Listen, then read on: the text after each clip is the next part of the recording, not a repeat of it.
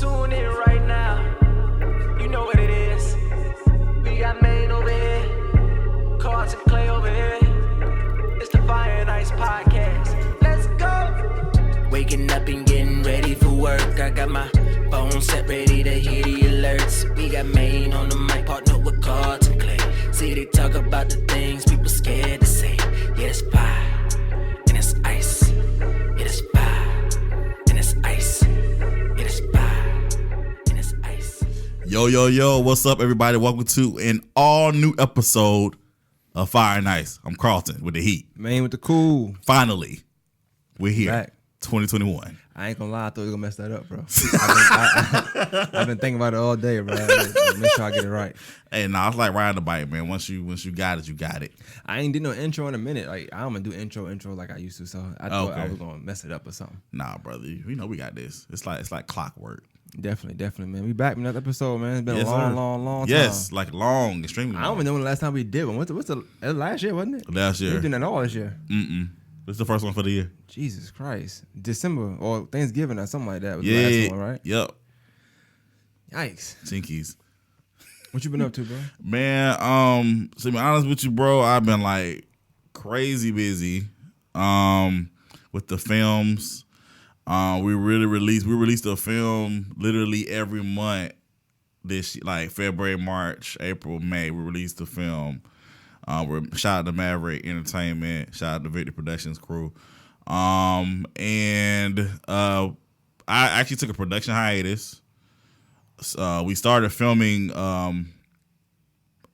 Brotherhood, the last season of Brotherhood, and then I had to take a little break. Had a little health scare this year, so I had to take me a little break. And I'm just now starting back, actually producing stuff. But because we had so much content we've already filmed, we still been putting it out. Like we ain't stopped. So in 2021, when the year ends, if all goes well, how many films would you have put out this year? So we have 2 that we're waiting to put out. We have our New Year's movie, which comes out December 7th. And then we have another movie called The Assistant, and we're still waiting on a release date for that. So we will have this year's put out 6 films. Jesus. By the end of the year.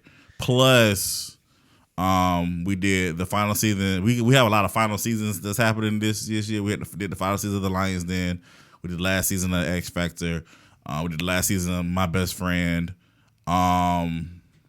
What else? Peace Be Still. Last season, Peace Be Still came out this year. When you say last season, you saying like it's done? That's it. Yeah. Oh, you wrapping up a lot of stuff this year. Yeah. Wrapping up a lot of things. What's the idea behind that? I think it's just about starting a new chapter in life, man. You know, I just turned 36, and I'm just kind of ready to start doing some new different things. Ain't nothing wrong with that, bro. Yeah. I definitely and I'll talk more towards the end about it though. But I definitely we talk a lot. Me and Slim, shout out to Slim, he's for filming this for us. We talk a lot, and we just admire the grind you got. That's an amazing grind. That's a lot of movies, a lot of time, a lot of dedication. A lot of time spent away from family. Mm-hmm. That's crazy because you always out of town. Yeah, I appreciate that, bro. But not enough about me though. What's been up with you, man? I see you've been potting a lot. You got a lot of potting going on. So yeah, what's going on with you? There's some B-roll stuff. I ain't quite eight less as you yet, but you know. Man, shut up. I just been trying to make a way, trying to make it happen. Trying different things out, different shows, different topics, different types of content. Still pushing. Like I always been a pusher. Everybody know that. I try to push anybody that got something going on that I feel like I can help them, assist them. My goal is to push. So a guy that was on our pod, I was on Fire&Ice before. His name is his name Juan, but we call him Jace. We called him Juanito. We gave him a nickname, but he didn't want the nickname, so he don't like it. I don't know. It didn't stick with him, but it stuck with us because I cannot not call him that. But anyway, I work with him a lot, so trying to just make him learn how branding works and why you want to jump on things like podcasts, and then trying to get him in the door with certain people. So, and you then manager now? What's up? I wouldn't say that. I can't commit that much to managing. Okay, it's like with anything, you know what I'm saying. The only thing I really committed to is my daughters and my podcast. Gotcha. Anything else is like I'll try my best. Gotcha. Sometimes my best is good enough. So yeah. But no, I'm not. I would definitely say I wouldn't mind managing, but I'm not doing that right now. I'm just trying to push forward, man. I'm trying to get the best. I could see you doing that.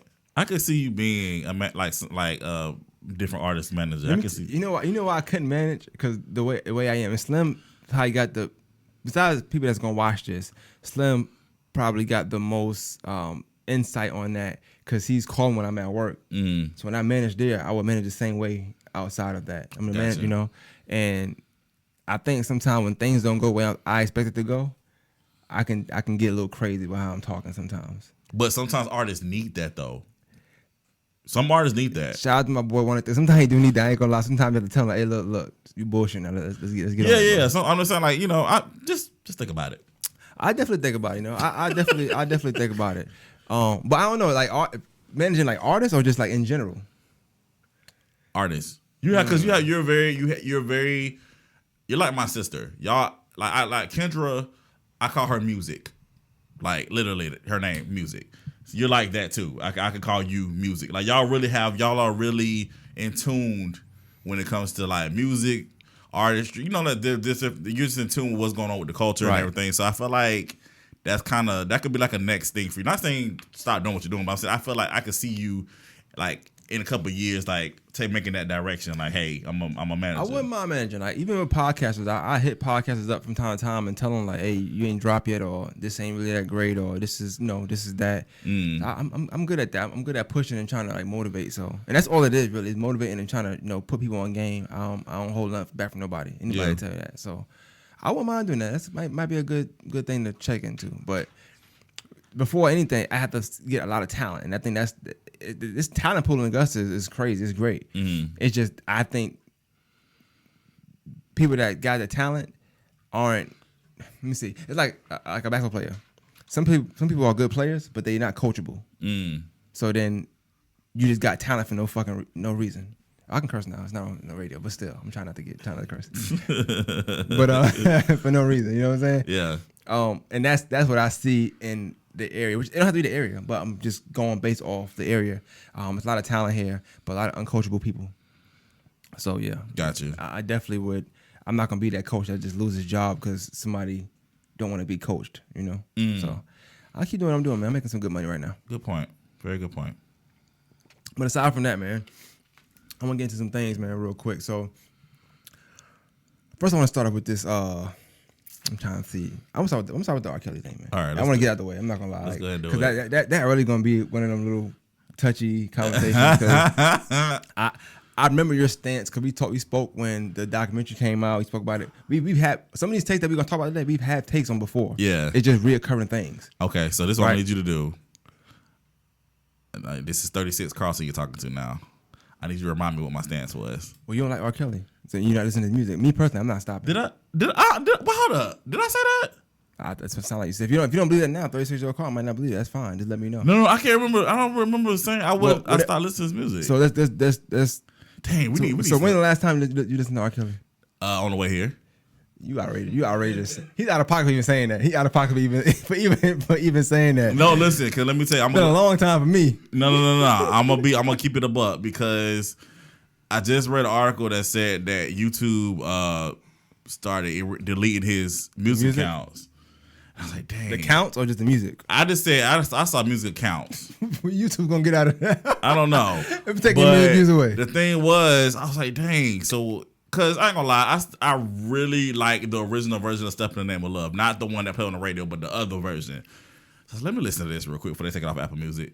So I listened to that on the way here, and then he got a song on Chocolate Factory called "Been Around the World" with Ja Rule. I listened to that real quick, and then that's it. Well, at least I guess the one listening is not bad because they're not sexual songs. It's not like just regular songs. I know, but I want to, because I have a feeling like the music is about to be gone. So I was like, let me go and listen to that real quick, and then I'm good. Getting your last little bit of R. Kelly out. That's crazy. That's But let me because I'm trying to say, okay, so in the grand scheme of things, right? So he got convicted. Right. He's facing a lot of time in jail. A lot. Pretty much that's it. This whole life, pretty much. Like that's it. Right. What did your take on the verdict of things you did hear or didn't hear about the case? If you want to use the documentary, that's fine. But I listened to the Breakfast Club a lot. Mm-hmm. Now I don't. Now I do, but I did during that time to get the details of the case. Yeah. Because they gave it to you like in small chunks or whatever. So I want to know, like, just based on what you think, what's your thoughts on that verdict? I mean, I'm hearing mixed things from artists, from celebrities too.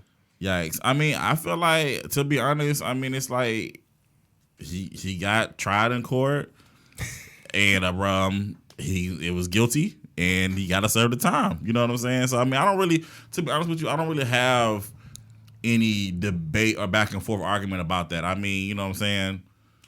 I feel like the evidence was put out there. Do you feel like it's long overdue? Or you think he should have been win?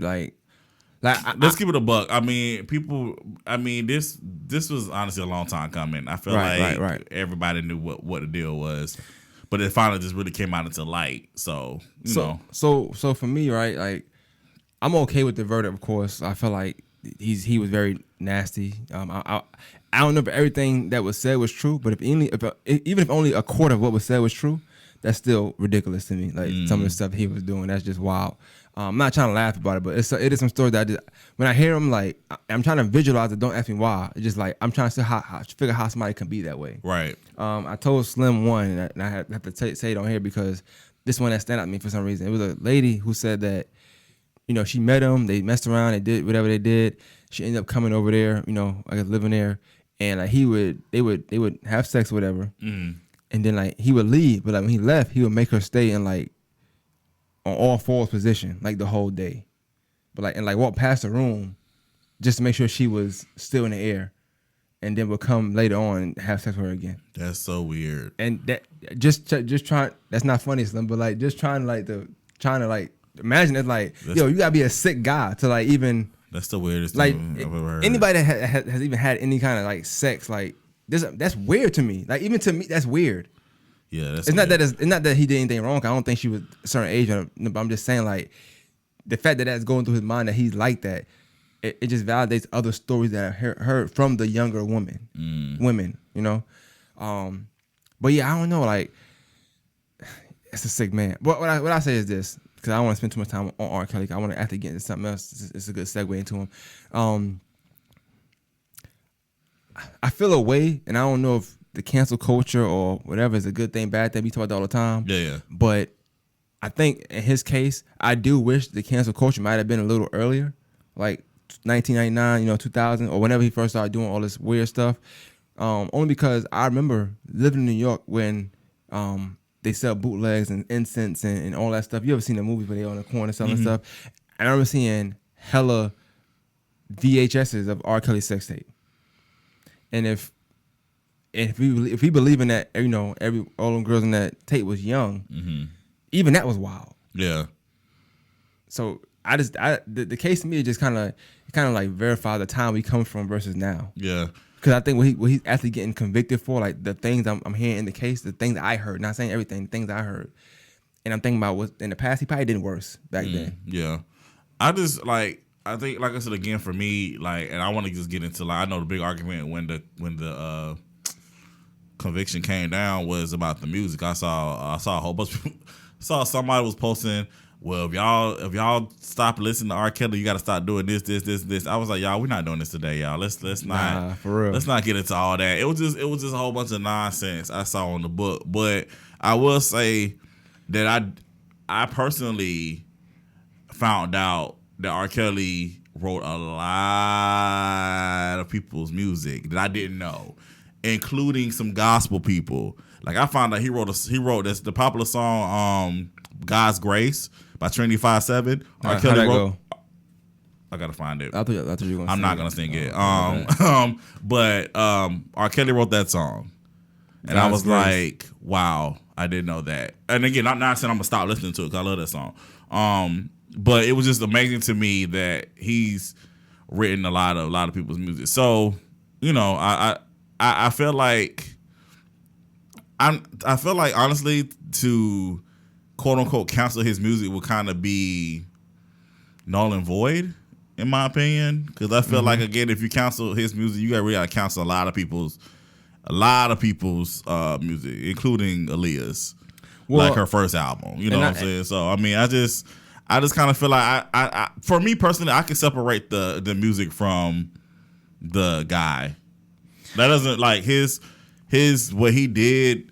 And again, I'm not taking away from what he did, and I'm not taking away from the victims or whatever. But I'm just like the music aspect of it. Like he makes some good songs. I mean, he wrote some good songs for other people too. So I mean, I feel like I'm not to stop listening. Well, I can't cape for R. Kelly, so I'm not ever caping for him. I want to make that very clear. I don't think you are either. No, definitely not. He's disgusting, and he should get whatever's coming to him. Absolutely. That's that. What I will say is that though, like, it makes me wonder how important people really care about what he did, as opposed to punishing him, like punishing others for listening to music. Because why is that a topic anyway? And I'm thinking about all the stuff like, if he did this, he did that. Like, okay, cool. Let him get his whatever's gonna come to him, and then you can talk about him whatever. Cool. But the fact that like the first thing people are talking about is whether we should listen to music or not, it's kind of wild. That was to the me. first thing I saw. Like, how about the victims? Media. How about making sure they okay? You know what I'm saying? Like I would rather that be the first thing that's talked about. But speaking of music, because like I said, R. Kelly, what's done is done. He lived. Hold on, real quick. Did you see that he's talking about outing some more people? Did you see that? No, I'm be honest with you. Can I be honest with you? I was gonna get into that too. Like, he trying to buy some time, bro. Like he trying to buy some time. Like that to me, that sound like I got a little more information. Y'all wanted to not kill me, maybe? Nah. And if he is, cool. I think the documentary outed more people than I expected anyway. Because I'm looking at parents. I'm looking at all that stuff. Everybody around. Anybody involved in documentaries almost played a part in that, except the victims. You know, so I don't know. And if he had people out, then out them. I seen some weird takes on this. That's why I don't understand. I seen weird takes about whether somebody said he should be given a second chance. I'm like, what? Like, I don't. That's wild to me. Like, I'm not. Second chance to do what? I just do that again. I don't know. Like, because that's what he's gonna do. To me, it's what it seemed like. Because to me, second chance was '99. Or 2001, when all that stuff came out, and then he was able to rebuild this brand. However he did that, which is, I give it to him. That's amazing. I ain't gonna lie, he did a great job. But that's the second chance to me. When the documentary stuff came out, he should have stopped everything he was doing at that point, because it almost went away. All that sex tape, all that stuff coming out. I think that was the time to say, you know what, I'm weird. I gotta get some help. This is. I'm doing a little too much right now. But he didn't do that. So you think that he thought he was invincible? Definitely. I mean, with that much money, like he write only, like I said, we look at it based on what somebody's selling and the music they make, but we ain't think about the music other people making and him signing this person and this song and it's a bunch. He probably had a bunch of money in different places we didn't even know about. That's true. But just off his pen alone. I remember Omarion said something last year, and they was like, "Well, I can't perform this song." And he's like, "Think about it, like, you're right. He did write a lot of songs for us. I can't perform these songs if this is my stance." But that even the artists don't know sometimes. Like they forget, oh, then he did write this song for me. Yeah. You know what I'm saying? So I don't know. I ain't with the second chance thing, and I'm not with I think the whole outing thing. They saying like, yeah, give him a chance like I gave. Who said that? I think it was Charleston White. I don't know if you know what it is, but he's a weirdo too. He said something like give R. Kelly the same chance y'all gave Epstein. And I just hate when people like put bad people together and make it seem like we gotta do something good for them. I guess they killed him, or he killed himself, or something like that. I don't even see the documentary, but it was a good one. And they saying like give him the same treatment, like let somebody go kill him, or let him kill himself. Don't give him all that time. Yeah, I don't know. It should have bothered me when I heard it too. So okay, but aside from R. Kelly, I want to say this is something we ain't speak about. I know we would have spoke about when it happened. This is on a better note, lighter note. But it's a good segue because of the person we're talking about. So they dropped Aaliyah albums this year. All right, they dropped some Aaliyah albums. Dropped two, right? Yes. Two. Aaliyah and then 1 in a Million. Mm-hmm. Okay. What's your thoughts on those? We didn't get to talk about it. I mean, I've had thoughts on them. Yeah. I saved them, and I'm glad I saved them. See how that worked? And I don't think we got the same thoughts. So let's get to it. We don't have the same thoughts. First of all, when they first said it was releasing Aaliyah's music, I didn't pay attention to the announcement. My brother had to point it out to me. Shout out to my brother Cameron, who has a podcast too about music called What You Listening To. So shout out to Cameron, and they just had another baby too. So shout out. Yeah, to I seen. I was like, what baby? Yeah, I was thinking in my mind. I wasn't gonna say that. Okay. Have a new niece, Peyton. Shout out to Cameron and Nakia. But yeah. So when they released the second album, Aaliyah album, I'm on that day I was a little disappointed because I was like, "Where's the third one?" That's the one I wanted, right? The third, what's that again? Aaliyah. Like there's 3. Okay. Right. So they released the first one was already out. That was already on Apple Music or whatever. But they released the second one, which is 1 in a million. 1 in a million. Yeah. So on that day, I thought it was going to release Aaliyah as well. Got you. Okay. So that's why I was disappointed. I was like, "Where's Aaliyah?" But my brother was like, "Hey man, they made a whole announcement. You need to pay attention." And I clearly missed it. But so I actually, and I'm not gonna sit up in front like I've listened to the second Aaliyah album before because I never listened to the whole thing. I actually sat down and watched and listened to it. Okay, this is pretty good, but it wasn't. This ain't what I needed. I needed the Aaliyah album. Right. So finally, when the third one came out, I said, "Yeah, this it right here." Cause I still got the CD. I got all of it, and I was like, "This it." So definitely, but I'm just excited her music is definitely finally now out, so that we can enjoy it and listen to it and just remember the great artist that she was. You know, I really, like I said, I've been listening to the third album about every day. So I like the third album better than 1 in a million, of course. I think Aaliyah was her favorite album, was her best album. Absolutely. But see, I'm not trying to be that person, but I have to like I always judge music based off certain things people say and stuff like that, right? I kind of changed my stance on her a little bit. Like, I still think she's a great artist and she's phenomenal, but I think the people I compared her to, or people that she was compared to, I would say that I don't think I would compare them after listening back to the albums. And I don't know if because we're in a different time span, all this time done passed by. Not sure. I'm not sure because when I was living up there, all I kind of heard was the best of Aaliyah. So the music I heard was all good, you know, the whole thing, you know, like you have an album of 12 songs and only 6 good, kind of defeat the purpose of having an album, you know what I'm saying? But when you had that mixtape of all the best ones, it's like, that's when you listen to, you jump to that, right? So I listened to 1 in a million. I was like, okay, I was kind of underwhelmed a little bit, only because when I was young at the time, so you only hear the singles. You know? Listen to the whole album, like, okay, the singles was good, but that was it to me. I didn't like the rest of the stuff, but I also know that they had a certain sound that they was like they would do more dancing, upbeat. It wasn't like ballad type music. You know what I'm saying? It wasn't always love making music or you know that kind of music. She just had they had their own little thing. Her, Timbaland, Missy, Magoo, all of them. And then when the Aaliyah album dropped, I said, let me try this one. Maybe I was, before I said anything crazy. And I like that. And I like the Aaliyah one better. I do like the one better. But I do think I liked it better when I was younger than now. And now that's not a bad album, but I guess it's not what I thought it was. And I don't know if it's because I listened to all the best of, which I always say can mess you up because it's just the best song from all the albums, as opposed to listening to one album. So I don't know. I can't remember what the track number was on Aaliyah, but I know that I didn't like every single song. But the ones I liked, I still like. And I still think she got classics though. I'm not taking that from her as an artist. But I think now and I'm not trying to argue with nobody like that, but now I won't argue with people when they say certain things now. Like first, this person would be this. Nah, I can't believe that now. I will say this though. I do wonder, like, the only artist I would wonder if it would be around is somebody like Sierra. I wonder if she would make it because I see a lot of similarities in them with the dancing and stuff like that. But then, like, even when I look at it now, I'm not gonna lie, it's just two different worlds of dancing, two different kind of style of choreography. Like, it's being two different whole frames of what we're doing now versus what we were doing in 99, 2001, 2002. So I think for me, the Aaliyah album is special for me because during that time, that's when I was going through cancer. So, like, it has kind of, like, it's a song on there called "Those Were the Days," and I know this is weird, but like, I listened to that song before I get radiation. People who don't know about think about me, and I'm very super claustrophobic, like super claustrophobic. So when I got radiation, what they do was they would put a helmet on you and pin it down, so you're literally like you can't move at all. So they would do it for a minute.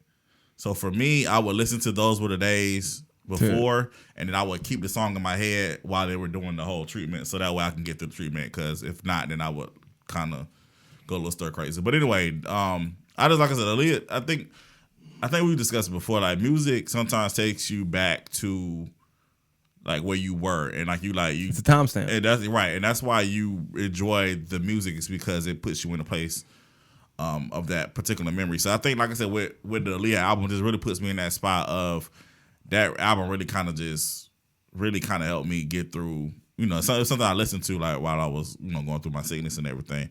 But I don't know, 'cause I really just enjoyed her as an artist. I think me and my sister was having this conversation. I think Aaliyah, if she was, I think she would, and even it was kind of evident before she passed. I think she was moving more towards an acting direction anyway. I think me and spoke about it on Twitter too. He said the same thing. Yeah. So I think like I think she was moving towards becoming, you know, an actress. You know, focusing on that.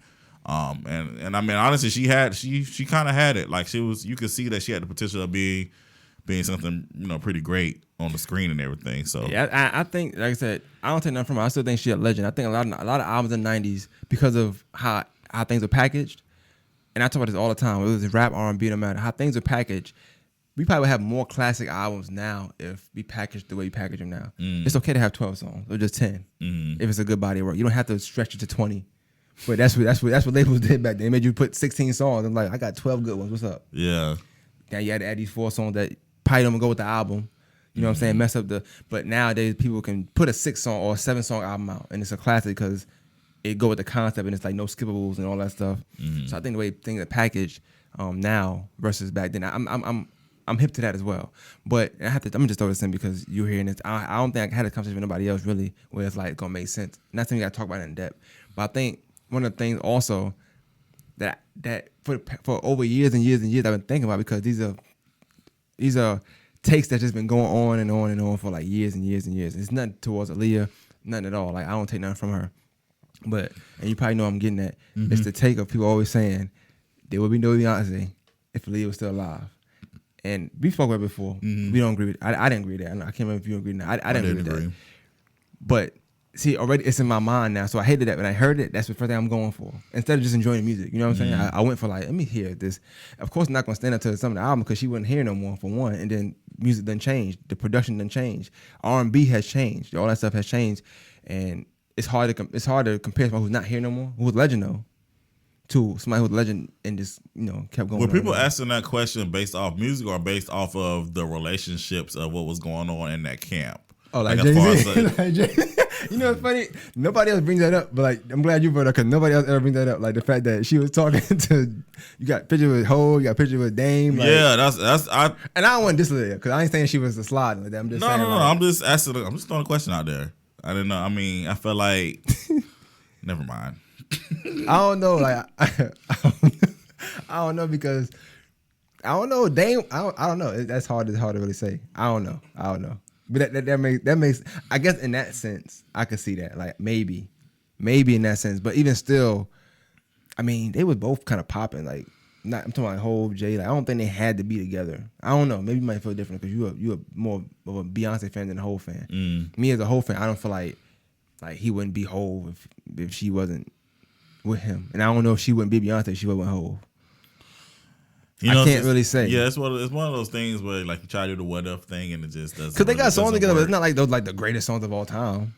You know what I'm saying? Like they say take those. I don't know because you can't really take Crazy. I don't know. I'm gonna like when they did Crazy Love, that kind of was, you can't take that away. That kind of exploded like for both of them. So I don't know. Hov was Hov though, but yeah.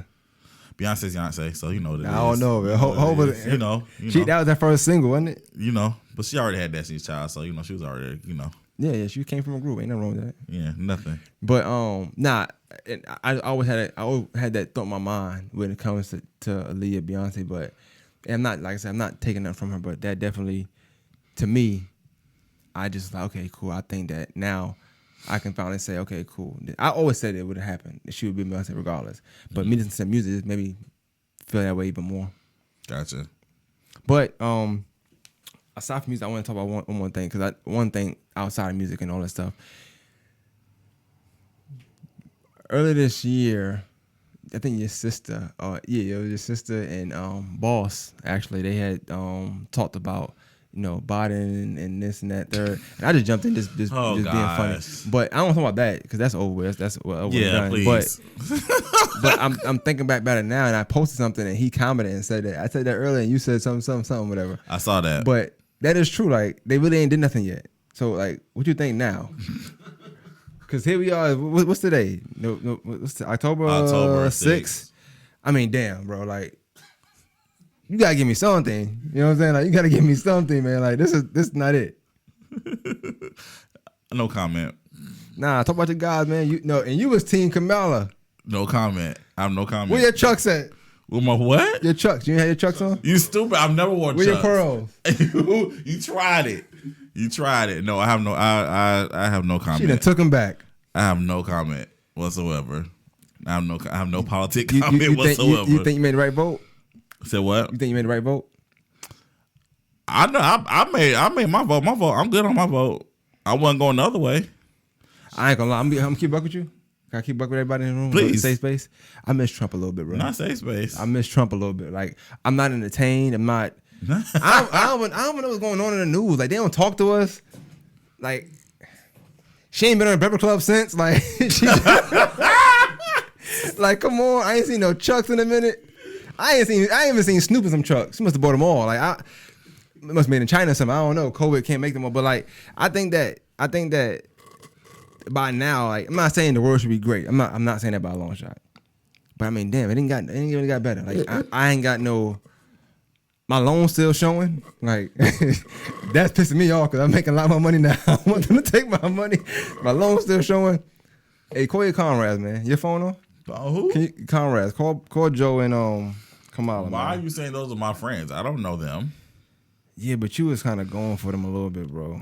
Was I going for them, or I was just saying? Like, at first you was. At first I feel like you wasn't, and then like, out of nowhere, I remember one day we came in and you was like, "Let me tell you why I like Kamala." I was like, "What?" Just wait a minute. What episode? Come on, bro. Like, no, I don't know. There's a lot of things I don't remember, but that definitely was not an episode. You don't remember? You don't want to remember? Which one is it? I don't remember that at all. That happened. No, you don't, Slim. Shut up. No, you don't. Hey, can you turn your mic on, please, real quick?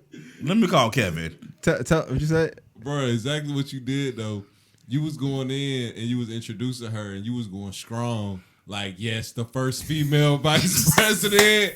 And I'm listening, and I'm like, and that sound like Carson too. Look at him, because you know that sound just like him too. You know. But see, I know Maine though, and I know Maine. I don't know how you gonna feel about me saying this, but Maine can't stand her.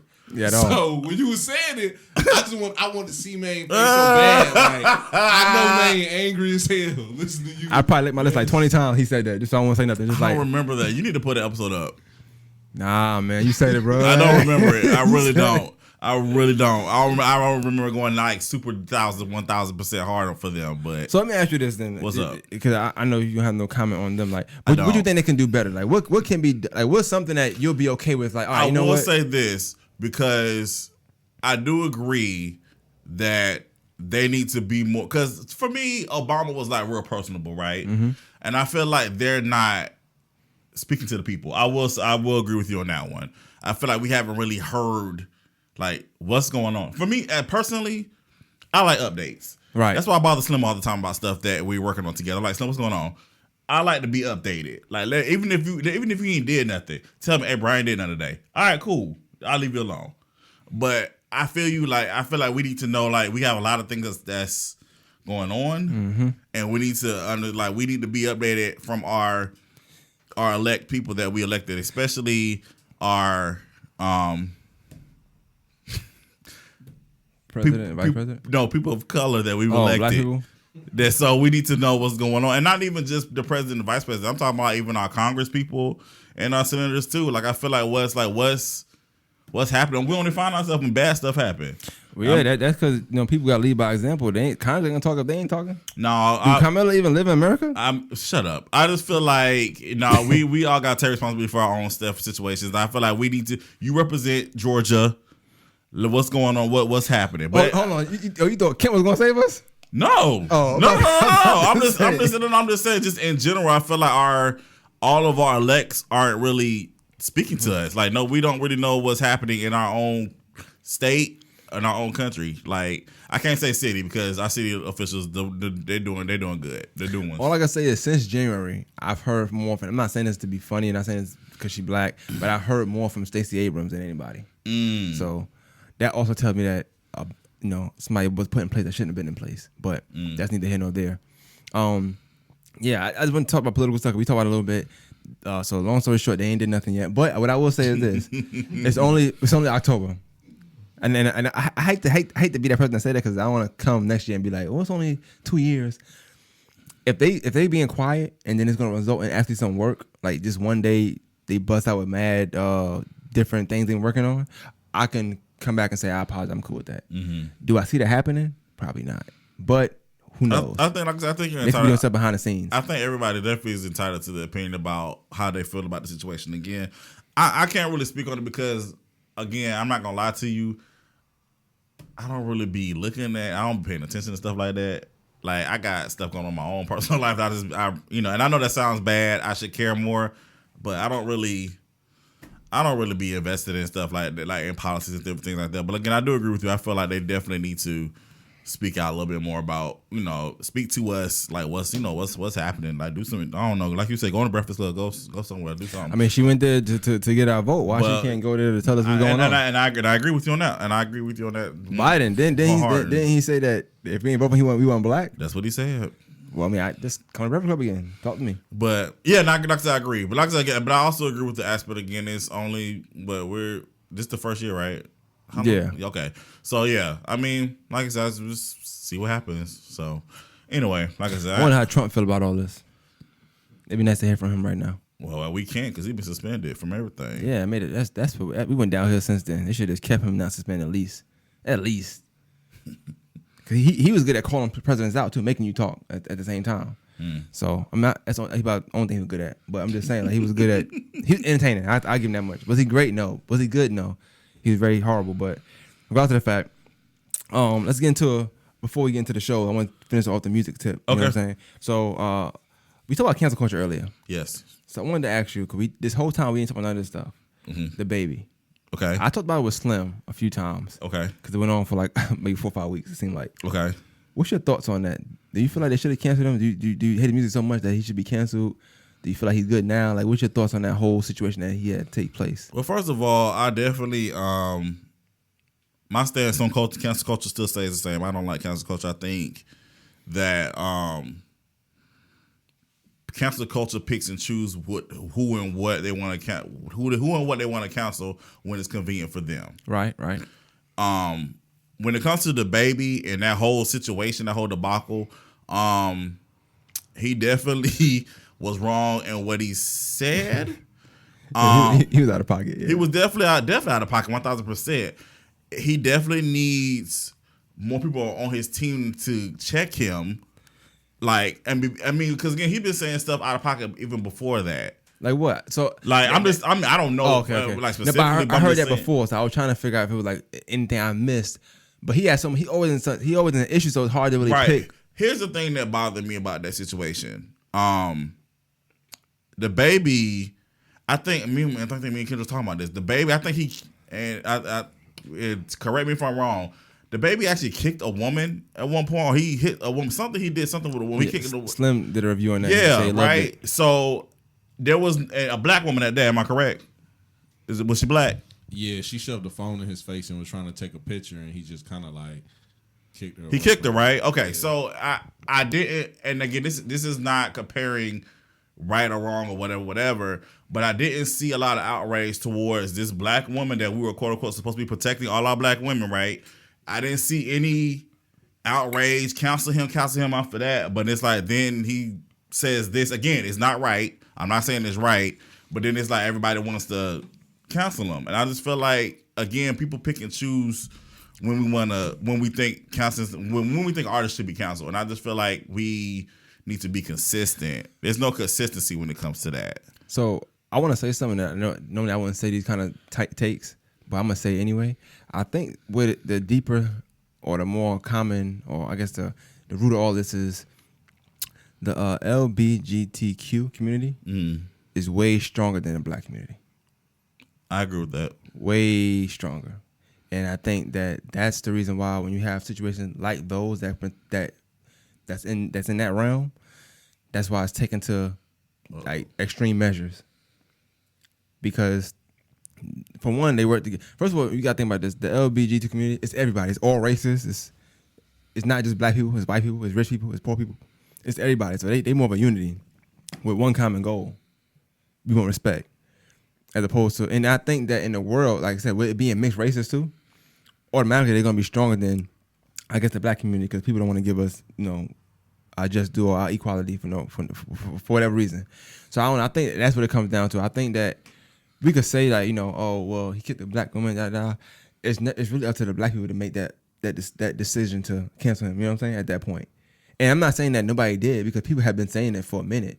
It just didn't stick until he said that one word that was wrong, that F-bomb or that AIDS bomb. You know what I'm saying? That's what did it, and nothing else. And he done did some wild stuff. A lot of stuff. I think Slim last year, me and Slim did a podcast. I think Slim was even saying he didn't like the fact that the baby had bragged about killing somebody in that song. He was like, how that was corny to say that. And I agree with Slim to an extent, like that was corny to say. Like you already killed the man. Like Dave Chappelle talked about it in his stand up that just came out. I ain't watched it. I haven't seen it yet, but people talking about how he talked about. I don't think it came out yet. It's coming out on Netflix. Oh, okay. I think Friday. No, it's out. Oh, it's out. No, it's on Netflix right now. Yeah, you probably can rent or something like that. I don't know. No, some people are talking about it. Yeah, I heard people talking about it too. People say it came right on time. But I ain't know if that meant it came out yet or not. But I want to say though with the Dave Chappelle thing, right? And not to get off topic, but like I wonder if this is stand up or is one of his political joints. Because I'm not gonna I like both, but I'm trying to laugh though. Like, I really am trying to laugh. The last one he put out, I got it. Still a lot of stuff was going on. He wanted to talk, and I liked it. It was a good monologue. I want to laugh. So I hope this next stand up is actually stand up. Because if it's not, he better start calling his thing speeches from now on. But I like Dave Chappelle. He's still the GOAT. I know you're a Kevin Hart fan. But had to throw that in. I know you're a big Hart fan. I am, and to this day, shout out to Kevin Hart. But no, back to the baby though. I mean, to be honest with you, this is neither here nor there. It has nothing to do with that. I mean, I've never really been a big fan of his anyway. So. It's funny. I don't dislike him. Like his music is not like for me, but sometimes I rock. Yeah, that's what I'm saying. Like he had a song with Dua Lipa that I liked. Who? She's a pop artist. The girl that dissed him? Huh? The girl that dissed him? Mm-hmm. That song. But yeah, it turn on you, man. I'm trying to tell you. And that's crazy to me. But the fact that she waited until somebody called her out to turn on him was crazy. She was just looking for a reason. She didn't need no pressure. Nah, the craziest thing is the promo videos they did for that song, how close they was acting and kissing each other and doing all that comfortable stuff. See? And then after that, as soon as he get in trouble, she dissing him. That's creepy. And that's the nature of the business. You gotta separate this, and I hate that. That's one thing I don't ever want to do. Like, God forbid Slim, because I'm gonna use him because he's the wildest one in the room. Slim say some wild stuff. Like, I can't picture me saying like, "Yo, you gotta not do no pod for like at least about 2 months, bro. Get right." And then like, hell no, that's pod today. That's pod. You my friend. That's pod today. I'm just calling Karen Civil. I'm gonna be like, hey man, I got some accounts I need you to delete. Yeah, see if that get handled. she gonna handle that for me. Gonna run up the plug. I'm gonna be right back, just like Charlamagne when he made them comments about raping his wife. I'm gonna be right back. You out of pocket? Yikes! Oh, see, people forget about stuff like that. Yeah. I remember when he made them comments about raping his wife. Yeah. And he took a break for 2 weeks and he came back on the pod like, yeah, shows what's up. And he ain't been right ever Like, since. He still ain't been right ever since. Yeah, he ain't been right. Since. He ain't been right. But yeah. So aside from the baby, okay, baby cool, but Lil Nas X and Boosie. Now we want to talk about this because I see a lot of memes that anytime something happen now, and it got a little bit of gay stuff to it, they put Boosie face in a fade out like in the corner or something like that, as if like he disappointed, and he got this disgusted look on his face. Boosie having that saliva on the side of his mouth, which I hate. Yuck. I can't stand it. I'm like, you gotta feel it. Like he needs somebody on his team to just come wipe it off. Like no disrespect, I wouldn't want that job, but somebody needs to be on that team to say, hey, look, pause. Come on, pat that real quick and pat it off. That looks disgusting. It'd be thick. That you ever seen a Vlad interview? It's disgusting. It's gross. And Vlad be mad close. Matter of fact, right? Let me go because I feel like I feel it now. I'm gonna have it. Yeah. That's gross. He got the nerve to be talking, man.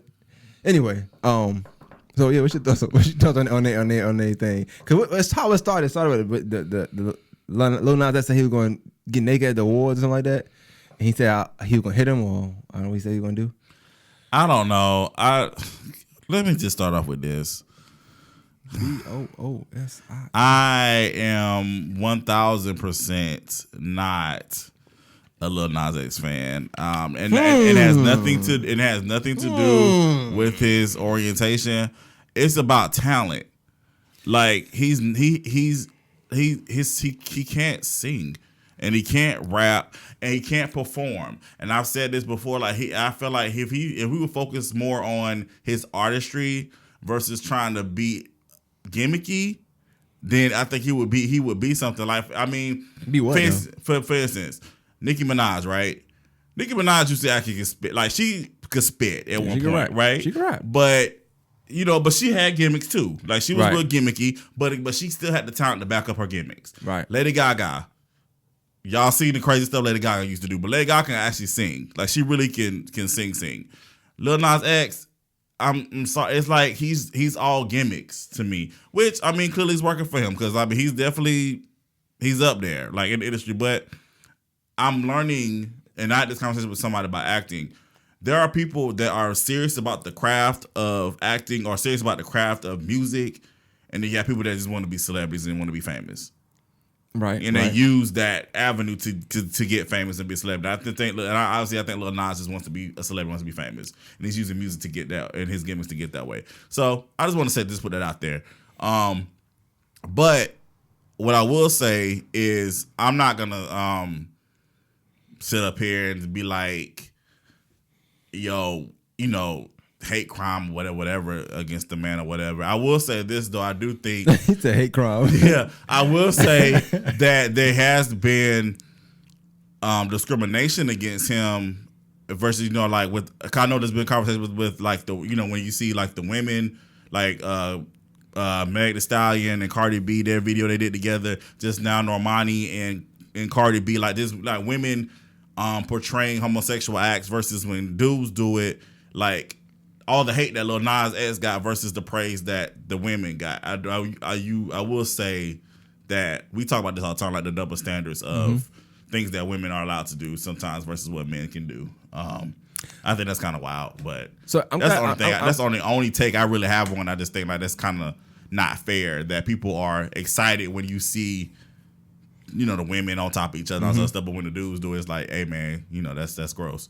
You know what I'm saying? So I mean, but again, teach his own, do your thing. You brought a good point up though, like so. It was one point I want to touch on. I can't think of it right now, but okay. With the video though, I got sort of different out view on that. I never fully watched the whole video with Which one? Megan Thee Stallion and Cardi B. Can I be honest with you? You didn't either. I haven't seen any of them. Remember we talked about it. So that's what I was gonna say. Like I don't think we even What praised. video y'all talking about? What's the thing? I can't think of the name of it. It was a acronym or something like that for WAP. Oh, Wow. wow. So, and I'm gonna say like, I didn't care about that video. I think that video did get to me. It got negative praise from women. I think they didn't like the fact that. Oh, you know what it was? This was the first time I ever seen that where women actually got a lot of negative praise because they felt society felt like they should be role models instead of entertainers. Mm. So I could say that for that video. That's just that video though. Now I don't know another video. Lil Kim got something I ever said about her, or whatever. But so I get what you're saying about that. And with the Lil Nas X thing, so you said something like you was like, well, we should focus more on the art. And I don't know. I didn't see the video. I heard about the video he got about, I guess, a bunch of men dancing naked or something like that. And I haven't seen this video either, but I think for me it's more so him watching his live performances. Because I still watch the award shows, which, by the way, I think I'm about to retire. I feel like I'm old because I just watched the Hip Hop Awards that came on the other night. I was watching. I was like, who are these people? I didn't know nobody. Yeah, it's that time, bro. Except Nelly and LL Cool J.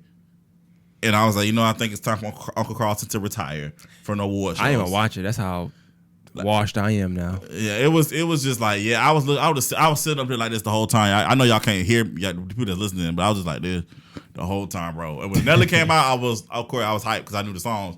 But anyway, I'm more so speaking on his performances. His performances aren't good. Like it's like he has the dancers doing their thing or whatever, but he's like he's offbeat. It's just awkward and weird. You know what I'm saying? Do you think that it's something that he can grow from? Like he only been out a year. I feel like with all the back talk that he like when you talk a lot, you gotta be able to back that up. He probably addressing the wrong issues. He probably addressing the wrong issues right now. I think he needs to be again. So instead of getting naked on stage, just learn to perform first, and then I think absolutely. I mean, I don't want to see. Honestly, personally, I don't want to see anybody like naked on stage. Would you punch him? Huh? Would you punch him if you? No, if you was I'm not in the gonna crowd? punch. I'm not gonna punch him. I'm not gonna punch anybody. I'm not doing that. But I miss the days, and I was talking this with my sister, music. I miss the days that talent really, because again, I've been listening to a lot of 90s music lately. I just had a 90s kickback not too long ago, just listening to music, and I just miss the days of people really had talent, and people really actually had to work for, to get those record deals and all this other stuff. Like nowadays, you just, again, you do something gimmicky on TikTok or whatever and on Twitter, and you get retweeted, and then you good. You know what I'm saying? Go up. Yeah, back in the day, talent mattered, I guess. I'm just sounding old now, so I guess I have to just embrace it. Then I've embarked on becoming a part of the older generation now. So, but it's kind of wild to me because we say that, right? And we would say, you would think talent is going to outbe anything. That's what we always talk, coming up. Yeah. And then now it's not a talent thing. It's more so, even if you don't say gimmicky, it's just like it's luck. Like if you just go viral, then you got it good. You know what I'm saying? But to bring back to Lil Nas X, like that song he had just happened to pop out of nowhere. I don't think he ever thought it was gonna be that big. Once Billy Ray co-signed him, then it was definitely a wrap. It was up ready though. I mean, it was. But once the white people got on it and the country people, yeah. I know someone was trying to. Someone number one first, and then that guy jumped on it to help him keep it country, I guess. Right. But yeah, you're right. I mean, well, after that, it's just, yeah. I mean, again, I would want somebody to ask Billy Ray side, what do you think of him now? Like, what do you think of his artist now? Like, you know what I'm saying? I mean, Billy Ray can't speak because he can't talk because his daughter was off the chain at one point too. Molly? Yes. Yeah, but she wild. Come on now. Oh, okay, so no, he can't speak on it. Don't speak on Lil Nas X. But again, I just because I'm not a fan, I don't necessarily let me say this right. Just because I'm not a fan, I don't want to not see him do well. If that makes sense, right? Yeah, I guess. Did I say it right? Okay. But I just want him. Like, I really feel like if he really focuses on, because again, he already has the fan base. He has the numbers. If he really hones in on like really. And I'm not saying he got to sing well or rap well, because there's a lot of people who don't rap or sing that great, but they still create great artistry. I feel like if he focuses on his performance aspect of it, I think he would be a lot better. Because like I said, it's just the performance, and it's cringy. It's cringy. Based on everything you just said, I think I understand him a little more now. And you're right, he's probably not talented, so he got to ride this thing out. At this point, he got to ride this thing out. Have y'all ever seen any of his interviews or? I watched a little bit of Breakfast Club, and I didn't like it, so I turned it off. No. All right. So basically, he used to be, the Barbs. He used to be a Barb. Yeah. He was a real big Barb on Twitter. And he had an account with a lot of followers, and he was like one of the head Barbs, the people that used to like flood people mentions when they said something about Nikki, right? Yeah, Nikki. Okay, Nikki. He was one of them. And basically, one day he just decided to rap as a joke.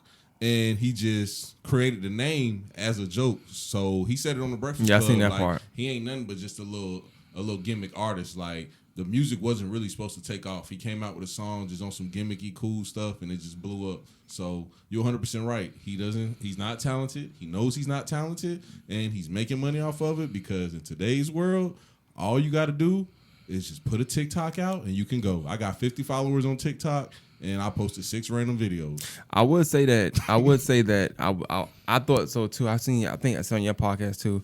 I thought that he probably wasn't gay and just acting, but the fact that he was a bar before kind of made me think maybe he was then. Yeah, Joe Budden had this hot take about how he 100% doesn't believe Lil Nas X is gay. Yeah, I thought so too. But now Nas X is such a troll.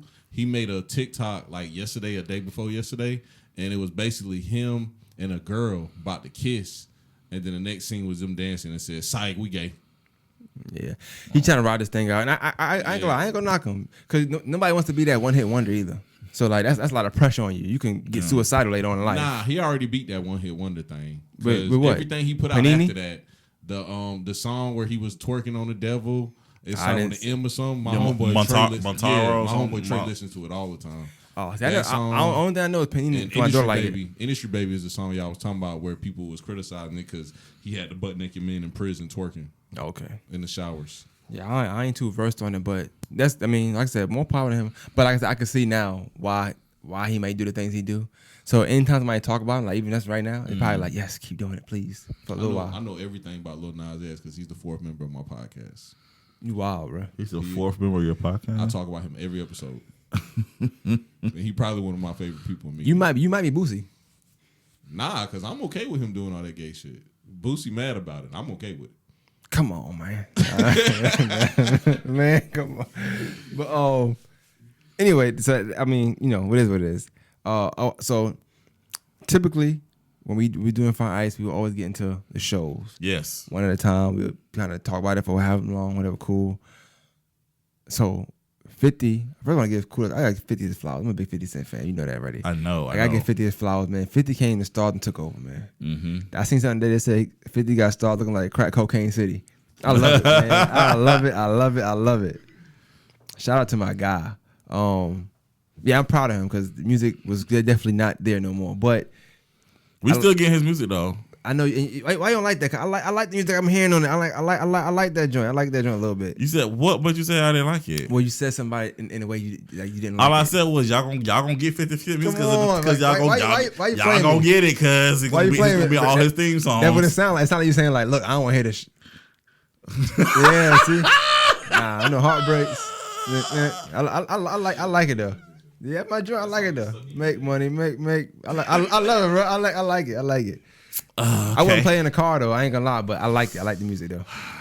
But let's talk about the show, man. Let's get into it for real. Let's get into it. Last time we stopped. We was talking about last time we stopped Fire&Ice. We were talking about Tariq.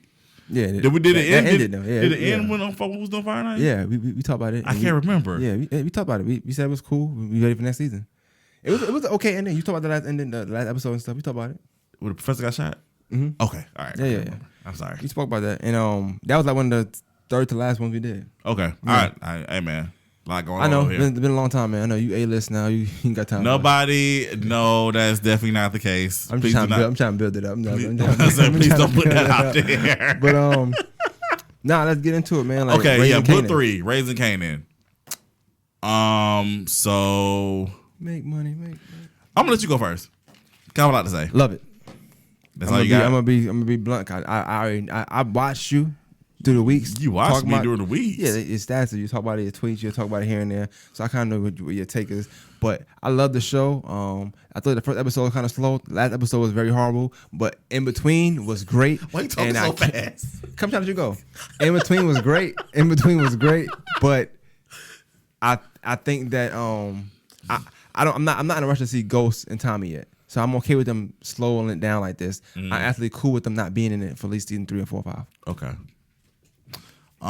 So my take on it, I'm just not as excited as everybody is. I just see like everybody just like hyping this show up, and I'm just like, throw some hype on me because I'm not getting it. I feel like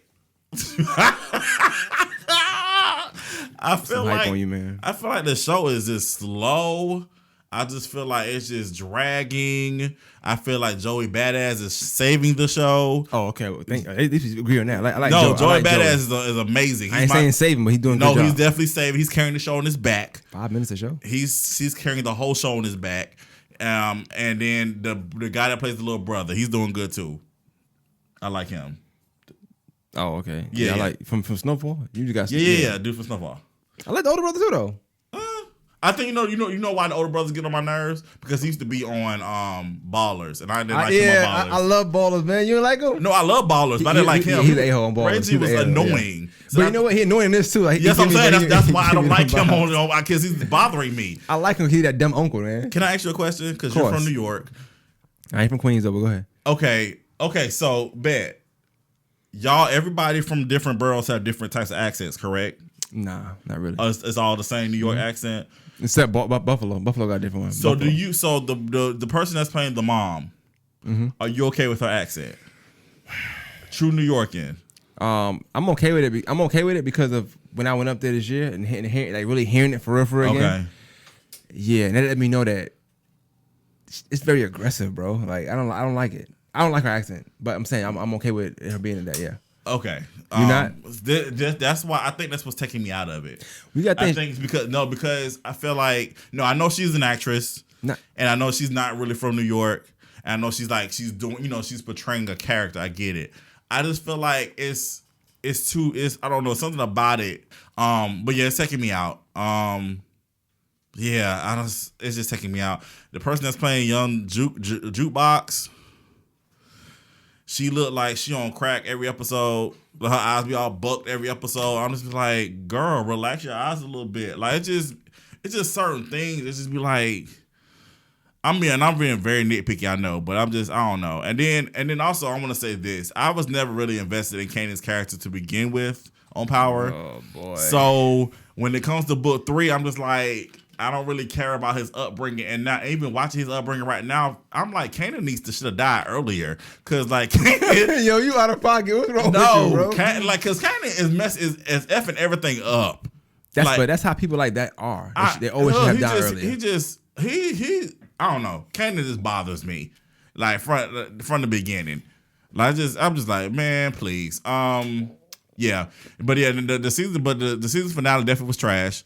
I'm with Slim. We talked about this earlier. I don't really like calling our shows trash, but that last episode was trash. Oh, you saw police officers running around the whole time.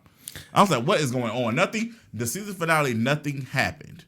Like nothing happened. I'm gonna get back to the trash part because it's gonna get segue to the next thing. But I think that with the Kanan character, what I do like is that when we look at Kanan, how he was in the actual Power. Mm-hmm. I always wonder how he got there. Like, how did he get to not care about a certain thing? How did he just kill somebody like whatever? Mm-hmm. And I'm not seeing it yet.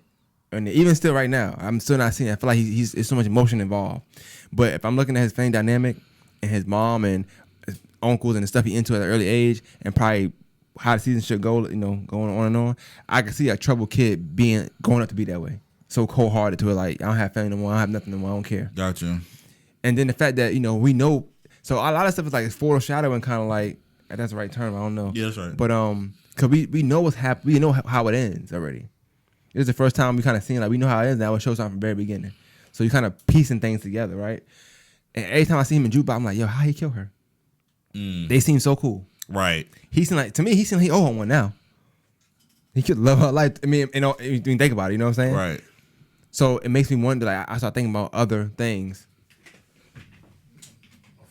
There you go. I start thinking about other things. So that's always my main thing when I'm watching it. Like, how can I relate this to Power? Right. But like I said, it's hard to do that in real time because only character we know is Jukebox from there. Mm-hmm. So, and I agree with you. I don't necessarily. I know a lot of people saying what Ghost, what Tommy at. I don't really necessarily want to see them. I don't really care about them. So I like the Kanan. I just like a story. I always like movies, and I don't know if y'all the same way or you the same way. Like, you ever seen Fresh before? Movie Fresh. I like movies that setting, that New York 90s, 80s type setting where it's rough and it's grimy, and I love that setting. I guess maybe because it's for me what it means to me, you know what I'm saying? But I love the setting, so I like seeing it and like going back, even knowing that Jukebox was I forgot the name of the crew now. Low Life. That's a big group and that's a big deal in New York. Like being Low Life because they stole clothes from everywhere and they just sold them. So like, damn, she was part of that. Like, it's just nostalgic to see it, certain things. So that's what it is to me, really. Bruh, I ain't gonna lie, Kanan was one of my favorite characters on Power. So listen to Carlton say that, I'm like, dang, bro, mine's I do not too. like Kanan. Like, Kanan is like Kane from WWE. Like, they just got one of them grimy stories. So like, when I heard that they was doing a story about his life, I was excited about it. But I'm gonna keep it a buck. I like this show, bro. I like this show a lot. I like the speed of it too. I do too. I'm definitely on Carlton's side about Joey Badass carrying the show though. Since episode 1, I was like, this nigga is killing this. Well, he's just about to die soon. He's about to die. He's gone. So he's about to die. But I like Joey Badass as an actor in general because he did good on Wu-Tang too. I know why Carlton don't like it though. Why do I like it? Because Power was way too fucking fast. So now we're used to these fast-paced ass shows where 3 main characters get died in the finale. Which is funny because we always complain about that. We always complain about like. So now it's normal speed. Yeah. But I don't know if y'all segue into BMF, but that's the problem with BMF. We going there. Yeah. So, all right. And that was good. We ain't gotta go too deep into it. There was nothing to talk about. Nothing happened really. You're right. So, literally nothing happened. Hold on. One more thing I gotta say too. I ain't trying to say too much on the show, but Power Book 2 is horrible. He can end that right now.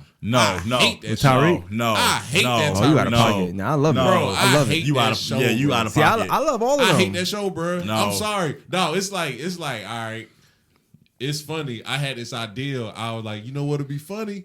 A black kid living in Columbia County selling drugs to white people. Like, a lot of people think that's interesting. So now I see it on TV with Tyreek. I'm like, never mind. That ain't interesting no more. Because a black rich kid selling drugs to white kids at college. I seen your tweet. Bro, this is whack, bro.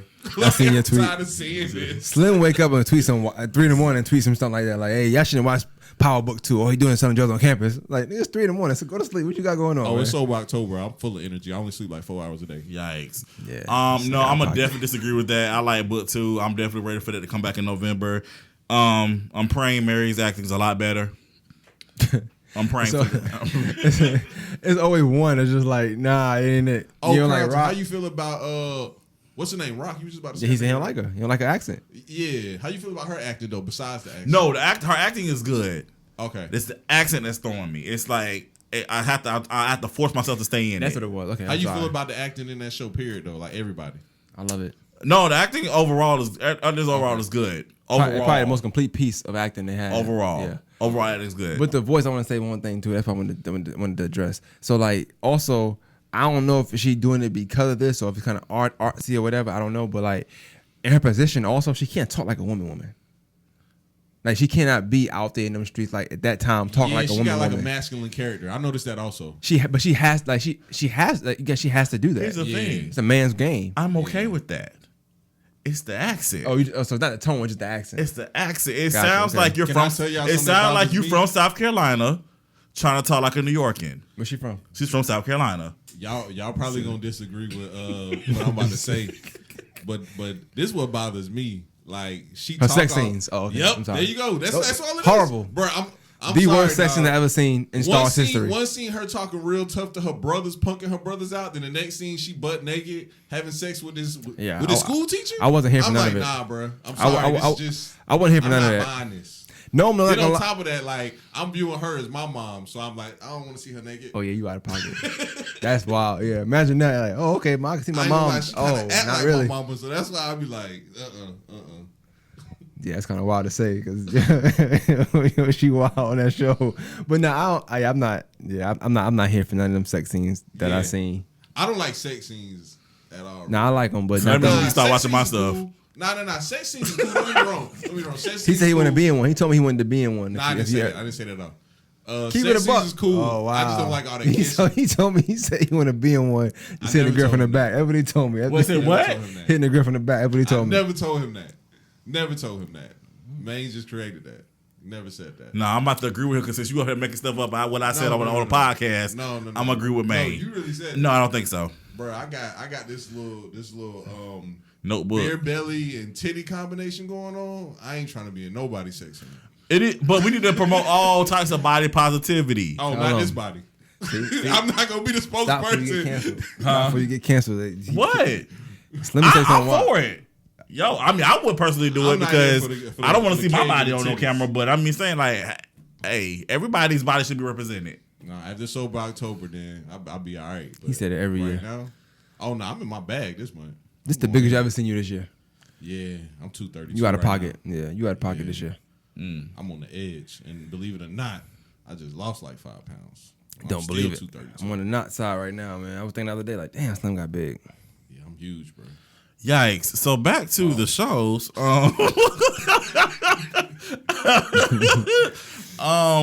But so I know you said going to BMF, so I was segueing saying like, you saying like not like in the finale or like not like certain shows. I think that since how they got the network going now, it's almost like you gonna have something every season now. Like once the show end, another one gonna begin.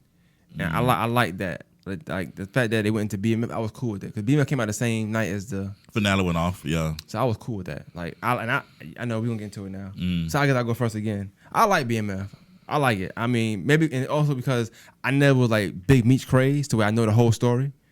Like, I literally just watched the interview yesterday from a guy with BMF. I never cared about the BMF era like that. I knew about it, but I didn't like dig deep into it. So all this is new to me. I ain't know the brother gonna live or not. 'Cause I ain't know who he was. You know what I'm saying? So like people that know the story knew that he didn't die. He just lost his eye. But I didn't know that. You know what I'm saying? I'm sorry if I gave him away. I think he's still in the hospital. But regardless of the fact, he lives. I like the show. There's no such thing as spoiling a biopic. Okay, cool. I'm tired of people thinking that you can spoil it. Well, you didn't really spoil it because episode 2. I mean, he did. But he never left the hospital. I mean, but we saw the whole clips of this whole season. You know, they be like, this season on BMF, we saw him walking around, so it's okay. I was excited. I'm gonna keep it a book because I was at Slim's house and I was like, I told him, I said I was excited to watch BMF because some hype on you right. Real quick. I was like, I wanted because I didn't know the story. Yeah, I said I was that. like, I didn't know the Big Meat story. And So see, I was super hype about it. you was. I was like, and I was like, And I love drug cool, dealing. I'm ready to watch I it wasn't because hyped. the guy that plays the brother that got shot, Da Vinci, he's on All American. So I was like, he's good. He's good on there. I was okay. Yeah, the quarterback. Yeah. The mom had yeah. So I was okay. And he's also was on Grownish too. I was like, okay, so he's gonna be good on this. So I was excited to watch it. And of course, Russell Hornsby is one of my favorite actors. So he's on here. Wood Harris, Avon Barksdale. Then you got his brother Steve Harris is on there. And then the young lady. Great actors on there. It's some good actors. And the young lady that was on Family Matters. I can't think of her name right now, but she's playing Russell Hornsby's wife. She's on there. Like, damn, she got big. Or she was on there. I didn't know that was her neither. That's Damn, her. that's That's crazy. her. She got big as hell. And she's killing it too. Yeah, she's doing doing good. amazing. She's still a good actor. So the acting from the veterans are great. Here's the problem. Them damn kids. It's the newbies, and again, I'm not trying to discredit them because I know they gotta grow and they gotta learn. But sometimes when you up here on shows with Titans, you gotta bring it. Like, you know what I'm saying? And unfortunately, I feel like none of these the younger characters, especially the main character playing Lil Meech. I'm sorry, he's not bringing it for me. It's just, I don't know. It's just, here's the thing, right? Before I watched the series for premiere, I fell asleep. I was like, I'm tired. I'm granted it was 1:00 in the morning. I was like, I'm tired, so maybe I'll watch it again. Watched it again. I got sleepy. Watched episode 2. I was sleepy. I was like, what's going on? What's happening here? Except the scene with Russell Hornsby and the girl from Family Matters. They did the scene in the hospital. They killed it. I posted on Instagram. I said, y'all killing, y'all acting, y'all doing it. I seen that. And then Slim wrote a comment. And normally I disagree with everything Slim has to say. And so Slim wrote something, and I said, you know what? Everything? Majority. Man, he threw that in there real quick. I forgot. I didn't even know he said that. He said everything. Damn. But I was like, you're right, bro. The acting is off. That's what I kept trying to figure out why is it not catching me? Oh, I ain't gonna lie. I knew that episode 1. Now, episode 1 was pretty decent, right? To me. And I ain't gonna lie. I know like a lot that. about the BMF story. Because when I was a little kid, I was following it because for some reason I always liked vlogs. I always liked it. And them boys was vlogging in the early 2000s. They probably was the first ones on that vlog tip. So that's why they're the road now. yeah, that is why they're on the road. But that's what I really liked about the BMF stories because we was able to watch it. We was able to see the cars. We was able to see the girls, see the drugs. They was even showing drugs on the vlog and money and how they was getting it in. They was showing everything. Now when the show came, I was like, oh, I see what direction they going with. And if they don't hurry up and get off of this, y'all gonna lose me. So basically, I think the biggest issue with a lot of us in the show is that they're showing the more intimate side to Meech and his brother. They're showing the issues that they had with their family because Meech did speak about that a lot in the early 2000s. Like, you know, I came from a decent household. We were struggling to pay bills, but my parents didn't agree with me selling drugs. And that's the side they're focusing on. They're trying to humanize Meech because he about to get out next year. So they're trying to humanize him instead of showing like all that gangster shit. Well, So I think that's what it is. I know that people want them to start from when they actually started getting to it, but I also feel like when you think about Power being 6 seasons and how much you trying to make Kanan, how long you trying to make Kanan be, you gotta kind of pace it anyway. Now I don't think you can really like just start from a certain point, you know, and have a good show. You kind of gotta dog walk it. I agree. So it could get better, like with certain things, but also a lot of stuff you talking about ain't no time limitations on. So we have to make sure we be very fine because he right back in the motherfucker. You know what I'm saying? He right back in there trying to make the show good. Like, nah, I can even see in an interview. You can tell somebody got killed, or somebody died because they'll just talk around it. All of them are kind of trained to not talk about stuff like that, which is cool. That's nice. But when I watch the interviews now and I'm seeing, okay, when Vlad, prime example, he's gonna bring up anything he knows somebody died. You know that. How they walk around on questions, I know okay, it's more to it. So I don't know if 50 going to like play on that or not, but you definitely got to keep some things out of it, or kind of you got to like, fabricate something at some point. But so far I ain't seen it yet, but they got to do it at some point. But I'm also definitely with Carlton. That acting though, I know I presented the tape. You know, Meech, but that acting is horrible. It's hard. It is. I don't think Meech sunk in that, but I don't know if they trying to make him just act like Meech or if they care about a real actor.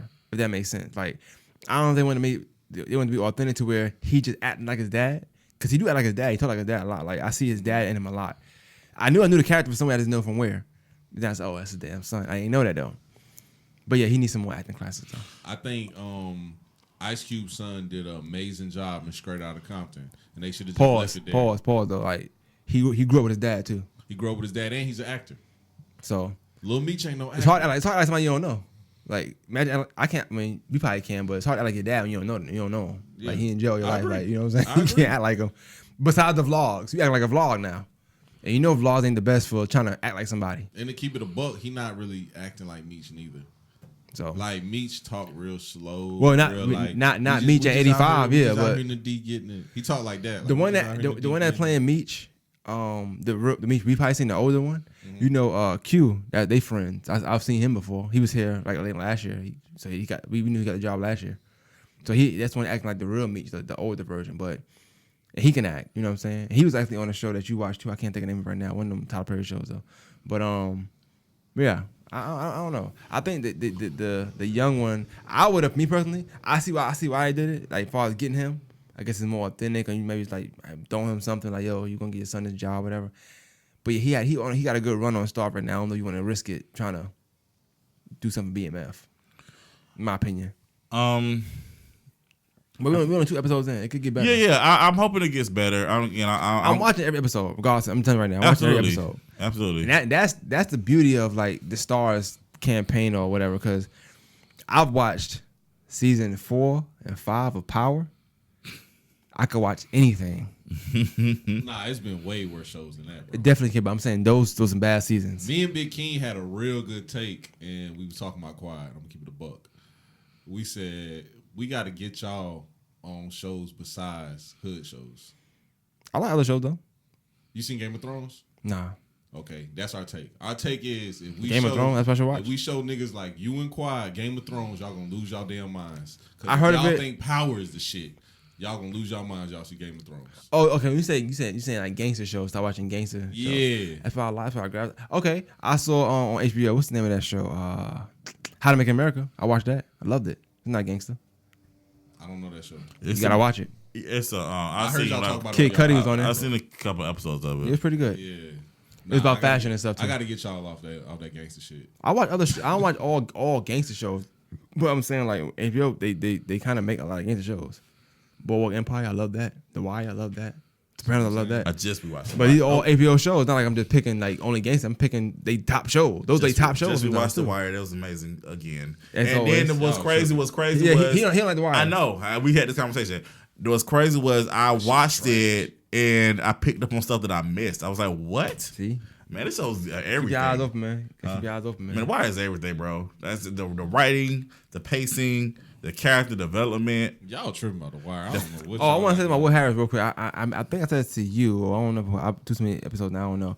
But Wood Harris should have been in Kanan, Raising Kanan, over Yes. Omar Epps. I don't like Omar Epps in that show. I'm sorry.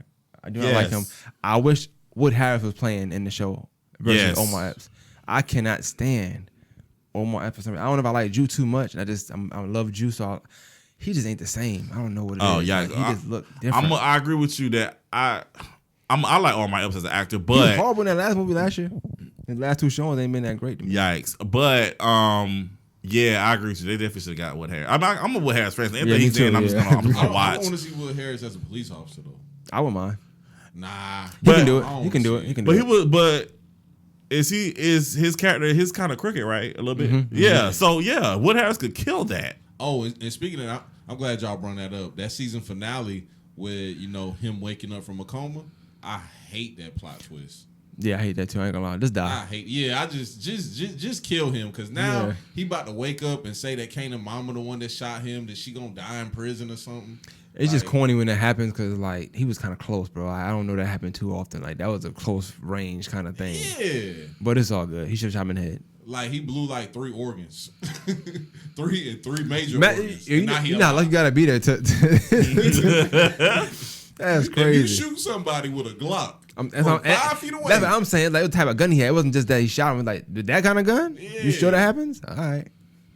you got a whole 8-inch hole in your body Oh. that blew three major organs. Was it You're not sad? surviving that. Was it sad to you when Jukebox's girlfriend died? Nope.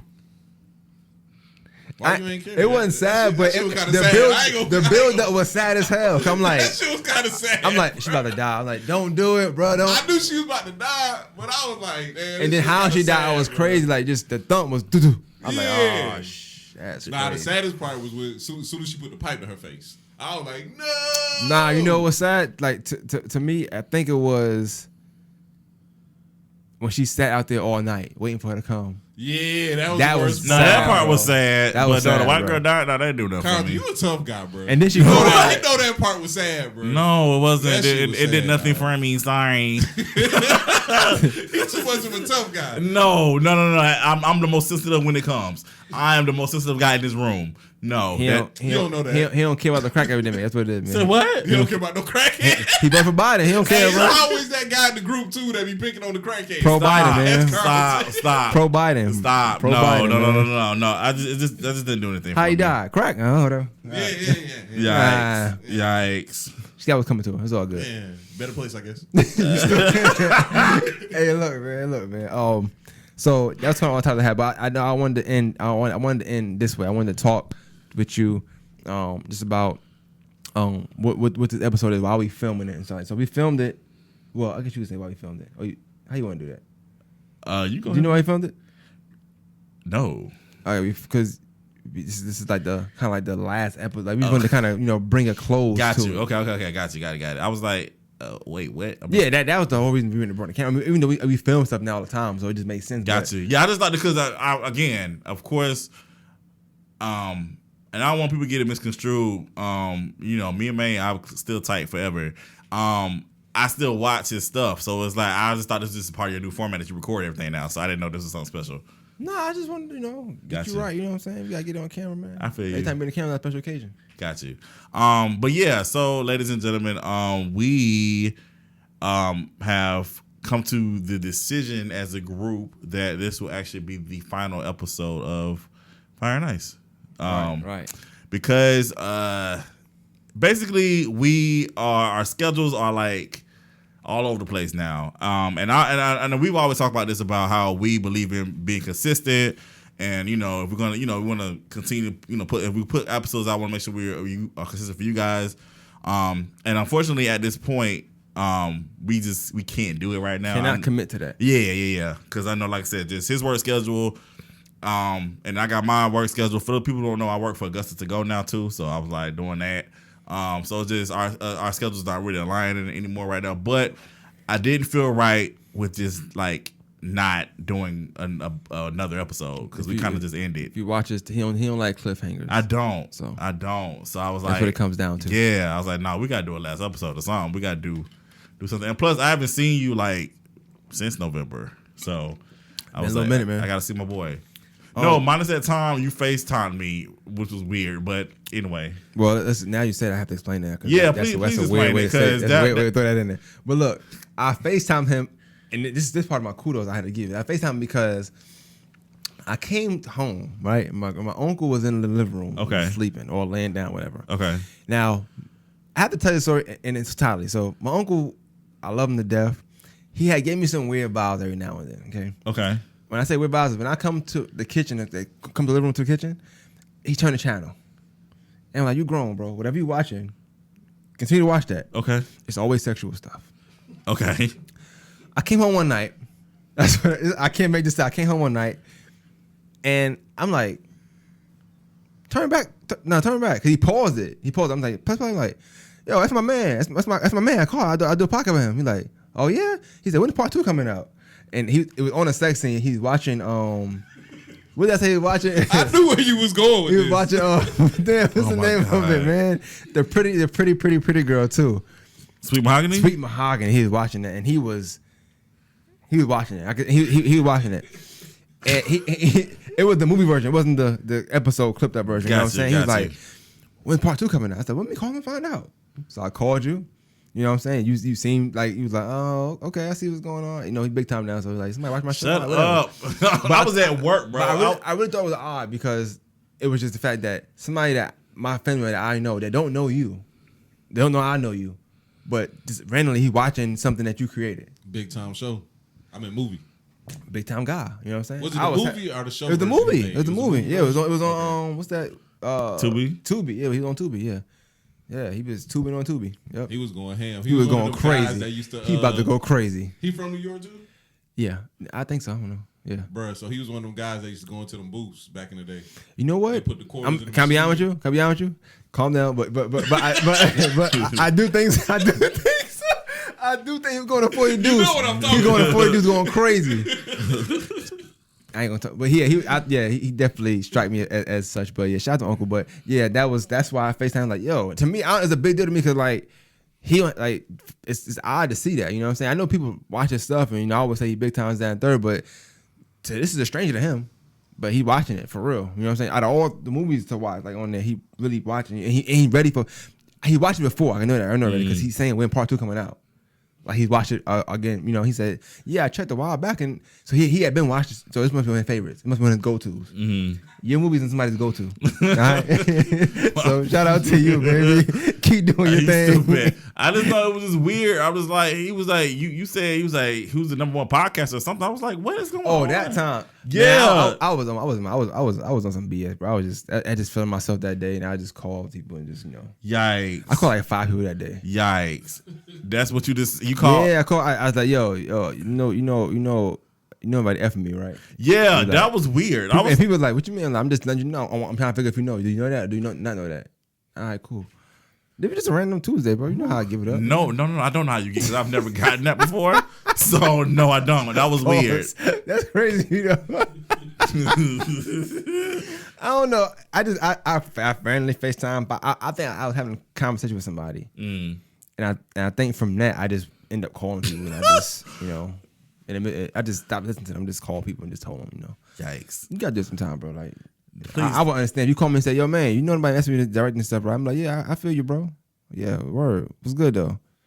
Carl was like, what's going on, guys? I'm like, nothing. I'm just telling you, bro. Like, No, because it was weird, bro. You know how I am about FaceTime. You know I get anxiety with that only thing stuff. I felt like maybe when I said it, I didn't want you to think that I heard something you said and I just was like checking, like how I was saying it could have sounded like I was like saying, like no, I wasn't like that. I was in my bag that day, but I was feeling good. Okay, yeah. Well, I might have got a bonus future or something that reference. day. Random FaceTimes gives me anxiety. Y'all hear that? So please don't do that. You said random FaceTime. No, they do. I don't FaceTime. because I don't like talking on the phone. I don't really like FaceTime either. Oh, FaceTime is supposed to be like a planned thing with him. Yeah. Like You, when she texts and be like, yeah, I'm gonna have my lingerie on at 9, FaceTime me. yikes. But just no, it's just no for anybody. Seriously, like I tell people, like even when people call me, like, yo, we gotta let me know what's going on because I have to be mentally prepared for what you got to say. For FaceTime? Yes, Hey, that's dope, bro. that's just me. That's just me. Nah, you gotta respect your creative space, bro.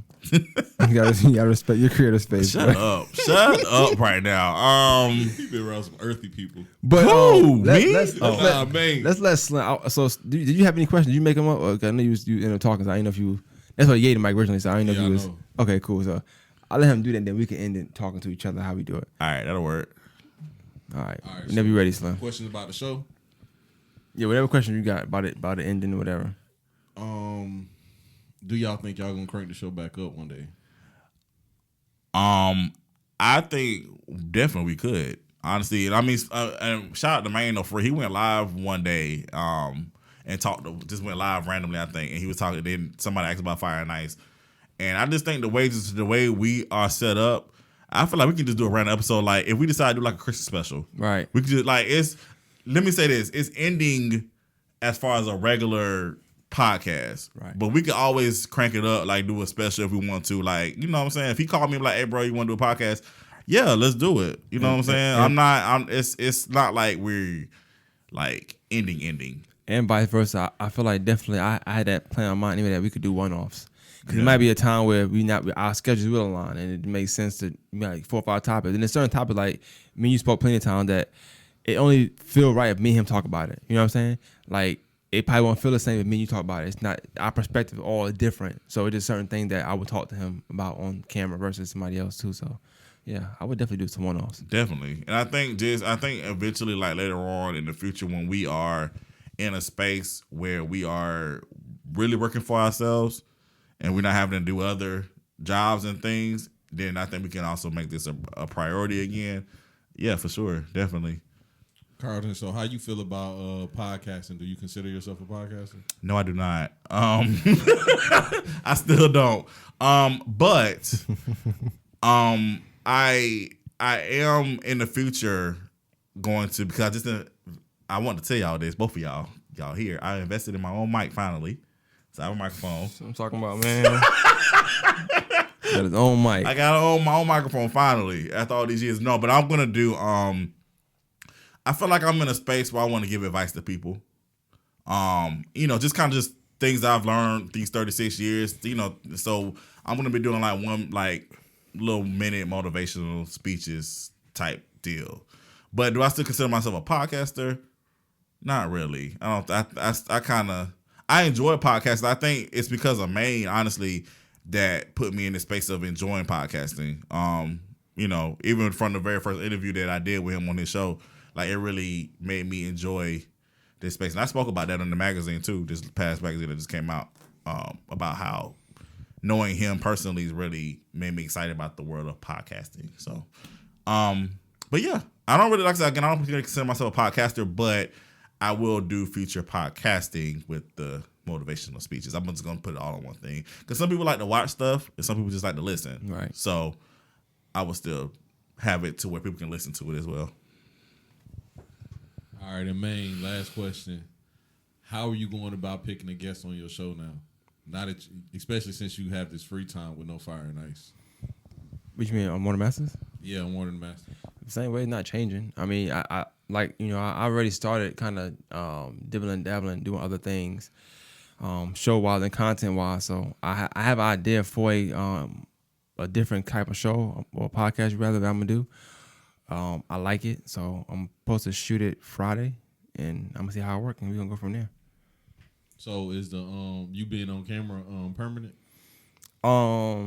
For that one, probably, but that one don't always have to be me. That's a good thing how I'm doing it. Like, it can be 2 other people. It could just be 2 people I'm picking. I'm like, I want y'all to talk about this, that, and third. How I'm doing it, I don't have to always be on there. I'd have to be here to make sure it's right. So it can be one of them shows where it might be recurring guests. Like, it might be a thing. It might not be a thing. I don't know. Like, it might be me and person A. Then person A might do a person B. I might be behind the camera. Just like how you are on the mic. I might be on the mic just to orchestrate the show, because I like to make sure things go a certain way. But for the most part, I just gonna keep testing the waters and trying different stuff. Not times when I try something that I'm iffy about, that's the one that people like. I don't know why. Like when I do some testy stuff, people like that. So even just now, I had one this week, and people hit me up. I had 2 professors hit me up about wanting to use it for their thing. I said, fine, that's cool. They're like, how much I gotta pay you? And I told them. So I'm cool with that. Like, I like when stuff like that happens. So I'm gonna keep doing the way I've been doing it. It ain't broke, so I ain't point of fixing it. And I want to put this out there too. Like, whenever if you do need a guest, my phone line is still open. You know what I'm saying? This ain't, again, I know I'm infamous for having beefs.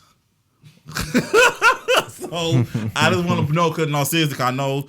Because somebody asked me the other day, because we weren't doing the show, they was like, yo, you and Maine beefing? I was like, no, we just haven't had a chance to do the show yet. Right. All right. So how I wanted to end it was just for you to, and I'm gonna answer too, I guess. Okay. For the show, Fire&Ice, like what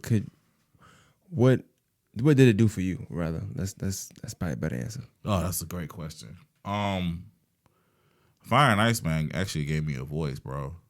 Like, I feel like I've always been like really opinionated, but I feel like the show gave me the confidence to be confident in my opinion, even though like people may not agree. You know what I'm saying? Like, and also just to have, and also it helped me to listen.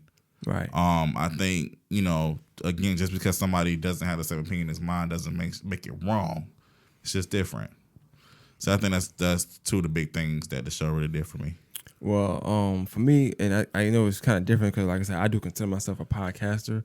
What I will say is, it was like, I use this as like, it might be AAU. I don't know if you ever played or anybody play sports, but like, so you might be in high school playing ball one way, and you got this, but AAU was like a different kind of basketball. You know what I'm saying? And that's what finance was for me, because it's different topics. It's topics that I normally want to talk about that I probably don't like to talk about, and vice versa. Same thing for you. It sounds I probably talk about things that you like. I don't care about this rap song. I don't care about no. You know what I'm saying? Like, but it forced you to be in uncomfortable conversations and talk. And in the beginning, it was more like training camp a little bit, because at one point we went 2 hours, right, with probably 45 minutes worth of material, right, and had to stretch it out, right, somehow, some way. So like that, it helped me as a podcast. I would say it helped me be better at podcasting and just opening up to different conversations. What I will say though is that, but I thought about this from the show and just watching you over the years of doing it. Like, I think it's dope from seeing how we started. And I say we, but I started really in my room doing podcasting, right? And I remember us doing Fire&Ice one time in the room, and because you mentioned drama, and towards the end of the show, somebody arguing with your mom and your sister on Facebook or something like that, and you start talking about it on the show, right? But then you went on and you start wilding out. But that was like a recurring theme. You always was in some drama, right? So I think it's dope to watch the growth. To like, I haven't seen you in drama in so long. Hope I don't jinx it. I don't know what this is, but I'm knocking on granite.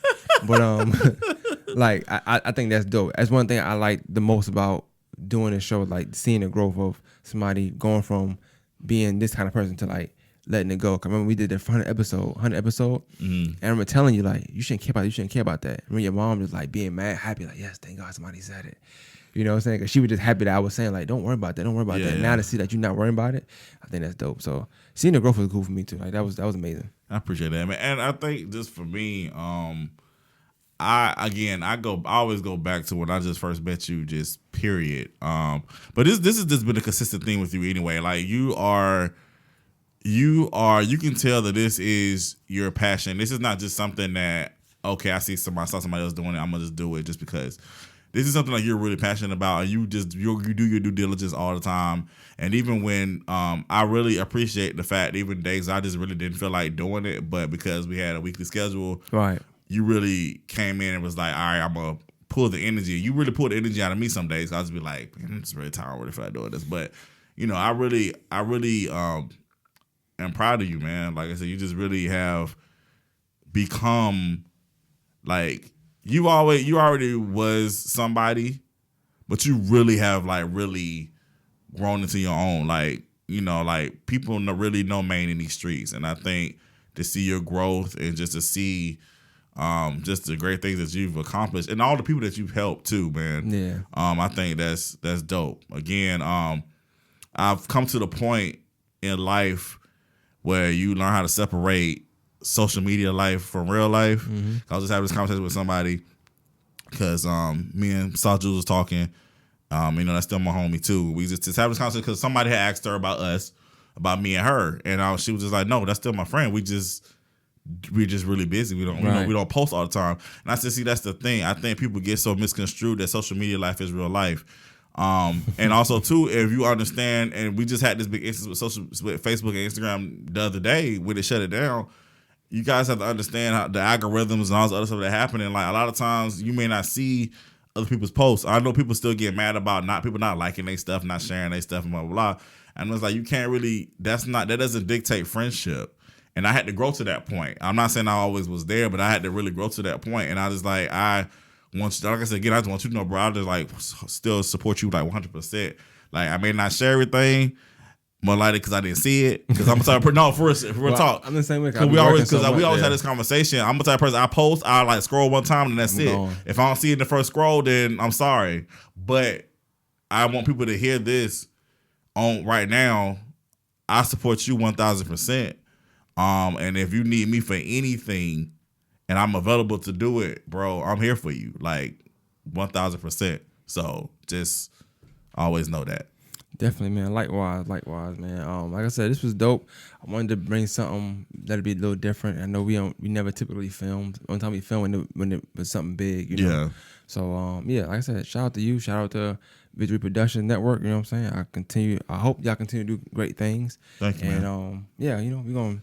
we can do some one-offs. Y'all probably still see us. Definitely. But I definitely, I'm with you. I wanted to kind of do something to end it. And I hadn't did a podcast in a long time, and I still feel like with us not seeing each other. I mean, not even not talking on that podcast, but not seeing each other for that amount of time, and to come in and do a podcast like this and just knock it out, that's still amazing, bro. Yeah, man. So, We shout got out it. to We you. got the magic. Definitely, man. Slim back there snoring, so we going. No, I'm playing. He did breathing real loud. Hey, Hope your mic off. No, I breathe loud too, so I get it. Yep. Breathe like Carlton. There you go. Shut up. I hate when people be joking on me about listening to the pod and they be like, damn, I heard Slim breathing the whole time. I be hearing Sometimes it I too. be having sinus infections though. Yeah, you gotta lock yourself in a room, bro. I want to ask Slim something. I know we're supposed to be ending, but Slim, what was your favorite part? Because Slim is like the number one fan of Fire&Ice. What was your favorite part of the show, and what are you going to miss about the show? Actually, I learned a lot from y'all doing the show simply because me as a podcaster, I was trying to find out like how I wanted to do with the podcast thing. Because I tell people all the time, the only reason why I really started doing interviews is because I ain't had nobody else to fucking do a podcast with me. Only reason why I was doing that. Never wanted to really do interviews. But the best thing about y'all podcasts, because I love podcasts where it's just people talking to each other. I like conversations, like me being nosy. Like when I'm at the airport, I just like listening to people talk. Most of the time I got my headphones in at the airport, but I'm listening to people around me talk. I'm not listening to shit in my headphones. So y'all podcast, the interesting thing was two totally separate people with separate backgrounds, separate identities, come from separate worlds, having a conversation. I love that shit. That's my favorite thing. Like, ain't nothing worse than being in the hood and listening to two hood niggas talk. I hate that. I can't stand it. But if you got two people with two different thought processes and they actually having a conversation and both bringing topics that they're both genuinely into and you getting inputs from those, that's what I liked about the show the most. Cool. That's what's up. We appreciate that. Well, that's it, guys. Again, thank you. Big shout out to all of you who listen. We appreciate y'all so much. All the comments, call-ins, all our guests that we've had on the show. Thank y'all so much for taking the time out to talk to us and speak to us and everything. I just again want to give a big shout out to Maine and the More Than the Masters network. Thank you for agreeing to even do the show. And I came to you about it. So thank you for making the show what it was, man. You know, so big shout out to you, man, and continue to grow and continue to do great things and be the impact of the community and in the world that you are going to be. So Definitely, bro. All right, man. We out. Fire&Ice.